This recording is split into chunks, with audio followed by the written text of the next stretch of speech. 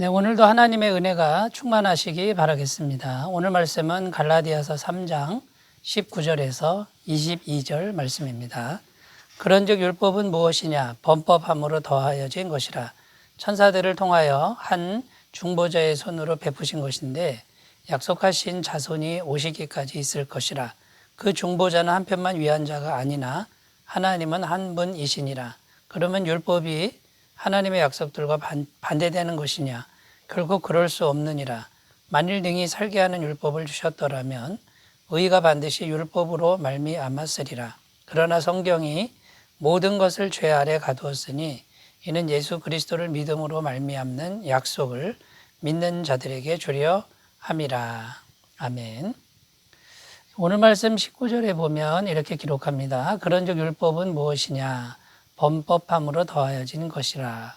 자, 이렇게 기록하는데 그런즉 율법은 무엇이냐라고 이렇게 질문하면서 이야기를 펼쳐나가고 있습니다. 그래서 오늘 말씀의 주제는 율법에 대한 겁니다. 율법은 무엇이냐 이렇게 물으면서 율법에 대해서 말씀하고자 하는 것이죠. 자, 지금 바울이 율법에 대해서 말하려고 하는데 왜 율법에 대해서 말씀을 하려고 하는 것입니까? 그것은요, 율법의 행위로는 의롭다함을 받지 못하고 믿음으로만 의롭다함을 받는다고 하니 사람들이 자칫하면 오해할 수 있다라는 것입니다.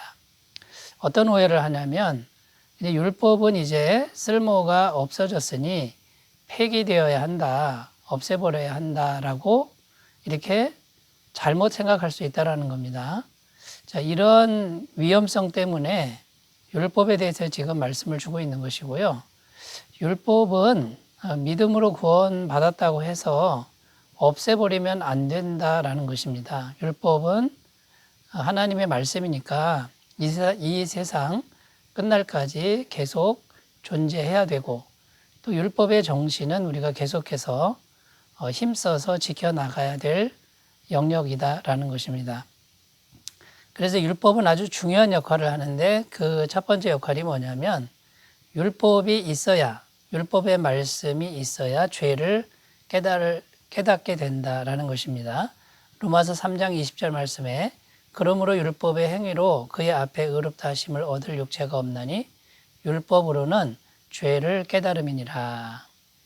그러니까 율법의 가장 중요한 기능 중 하나가 뭐냐면 죄를 깨닫게 하는 것이다 라는 것입니다. 율법이 없으면 죄를 깨닫지 못한다라는 거죠. 죄를 깨달아야 믿음으로 구원받는 이 진리를 찾게 되고 또 사모하게 된다라는 것이죠. 두 번째 율법의 중요한 역할은 뭐냐면 결국은 예수님을 바라보게 하는 역할을 한다라는 것입니다. 율법의 행위로 의롭다함을 받을 육체가 한 사람도 없기 때문에 그러면 율법으로는 의롭다함을 받지 못하니 그럼 우리가 어떻게 해야 되는가 하고 고민하게 되고 그러면 이제 예수 그리스도를 발견하게 된다라는 것입니다.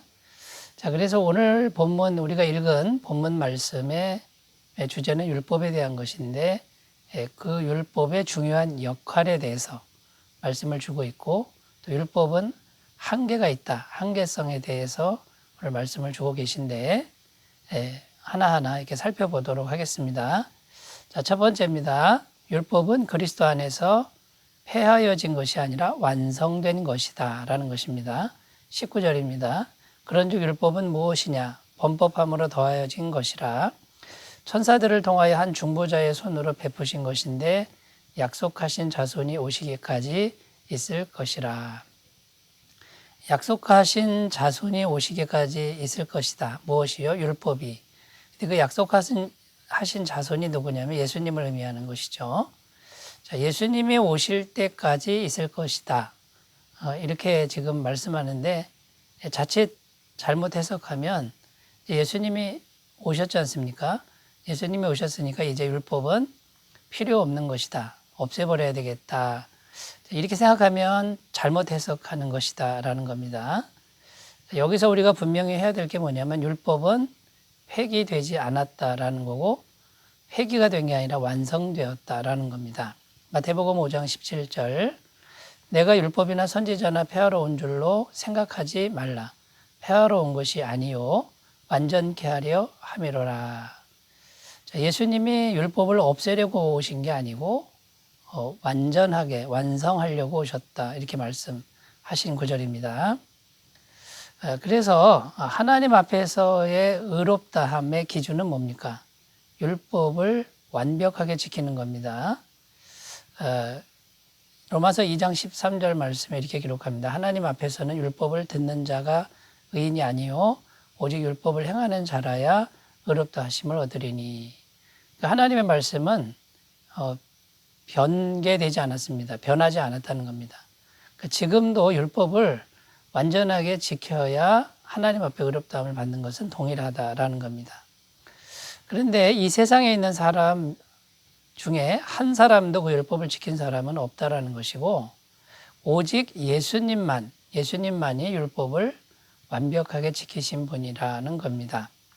그래서 예수님이 율법을 완성하셨다라고 이렇게 말씀하고 있는 것이죠. 그래서 예수님은 율법을 완전하게 지키신 분인데 그분이 십자가에서 죽으셨습니다. 자기 죄 때문에 죽은 게 아니라 이 세상에 있는 모든 죄인들, 곧 우리들의 죄를 대신 짊어지시고 십자가에 죽으신 거죠.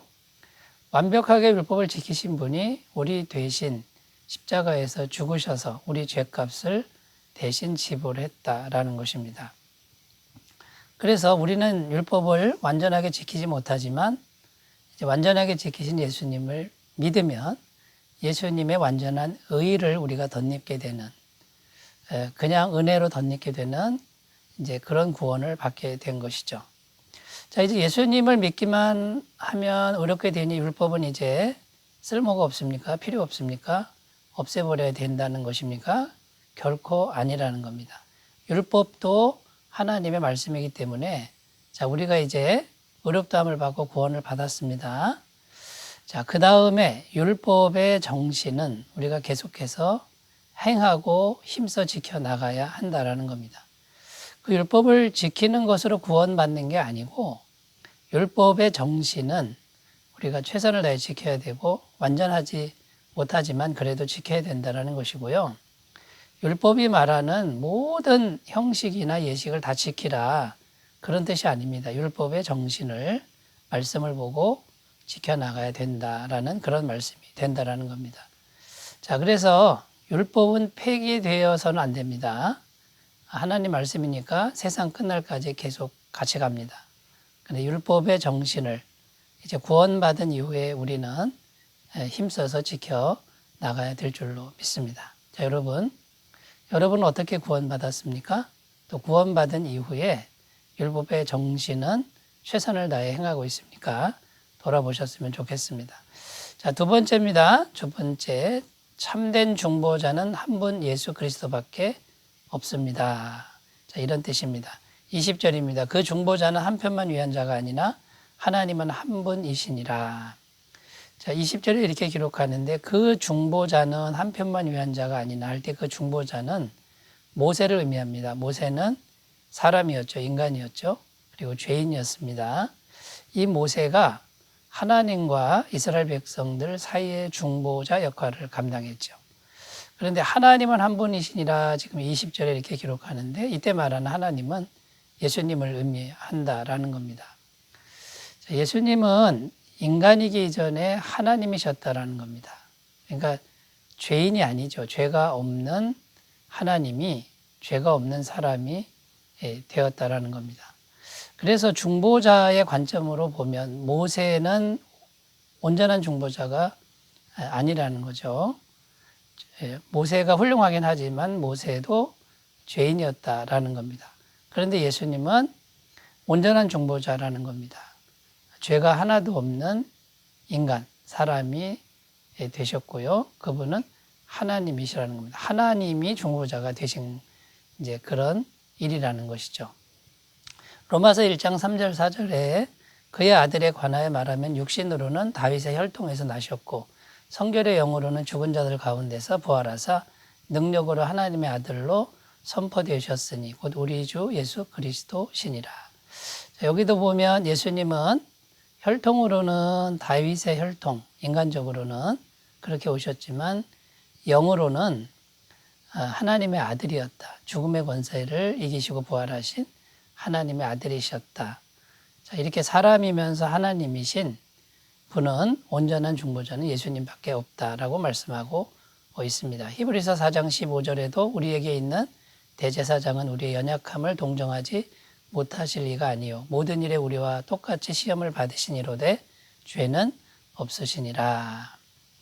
자, 온전한 중보자이신 예수님께서 율법을 완전하게 완성하시고 죄가 하나도 없는 하나님이면서 사람이신 이런 분이 계셨기에 우리는 예수님을 믿으면 구원을 받는다라는 겁니다. 자, 수많은 이단들이 스스로 자기가 구원자라고 주장합니다. 그런데 참된 중보자의 조건을 살펴보면 턱없이 모자란 그런 존재들이 스스로 구원자라고 주장하는데 안타까운 건 많은 사람들이 여기에 미혹된다라는 게 안타깝습니다. 예수님 외에 중보자는 없습니다. 구원자는 없다라는 것을 그렇게 믿으셨으면 좋겠습니다. 자, 세 번째입니다. 율법을 통해서는 결코 생명을 얻을 수 없습니다. 라는 것이죠. 21절 만일 능히 살게 하는 율법을 주셨더라면 의가 반드시 율법으로 말미암았으리라. 자, 하나님이 율법을 주신 진짜 의도는 뭐냐? 율법을 주시고 완벽하게 지키면 살리라. 그러면 율법을 완전하게 지킬 사람이 있다는 겁니까? 한 사람도 없다는 것이죠. 그러면 왜 하나님이 율법을 주신 것일까요? 그 진짜 의도는 무엇이냐라는 겁니다. 율법을 아무리 지켜도 완벽하게 지킬 수 없다는 것을 깨닫게 하기 위한 것입니다. 그러니까 인간의 행위로는, 인간만의 힘으로는 구원을 받을 수 없습니다. 그래서 결국은 예수님을 사모하고 예수님을 발견케 하는 것이 율법을 주신 진정한 목적이라는 것이죠. 22절 말씀에 보면 그러나 성경이 모든 것을 죄 아래 가두었으니 이는 예수 그리스도를 믿음으로 말미암는 약속을 믿는 자들에게 주려 함이라. 그래서 살아라 하면서 주신 그 율법의 역할이 뭐냐면 너는 죄인이다. 너는 범법자다. 계속 정죄하고 죽이는 역할을 한다라는 겁니다. 그래서 그 율법을 주셨을 때 끊임없이 지키고 완벽하게 지켜야 구원받는 이제 그런 율법은 결국 우리를 정죄하고 죽인다라는 것이죠. 그러나 우리가 계속 정죄받고 우리를 죽이는 그 율법 때문에 우리는 드디어 예수 그리스도 진정한 구원자를 발견하게 된다라는 것이죠. 자, 그러므로 여러분 이 율법이 고마운 존재입니다. 왜냐하면 참된 구원자 예수님을 만날 수 있게 한다라는 것이죠. 여러분 이 율법을 폐기하면 안 됩니다. 소중히 여기고 율법 앞에서 우리가 죄인됨을 발견하고 진정한 구원자 예수 그리스도를 믿음으로 받아들이시는 귀한 은혜가 있으시기 바라겠습니다. 기도합니다.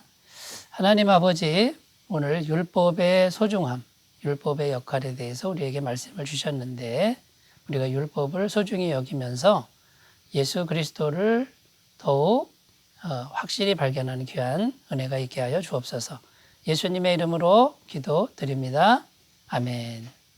오늘도 주님과 동행하시는 복된 날 되시기 바라겠습니다. 감사합니다.